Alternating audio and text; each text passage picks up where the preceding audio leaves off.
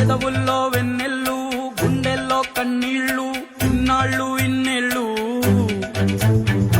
అచ్చంగా నీ వల్లే మా సామి కళ్ళల్లో చూసామి తిరణాళ్ళు ఏ దైవం పంపాడో నువ్వొచ్చిన వెలుగుల్లో మురిసాయి ముంగిళ్ళు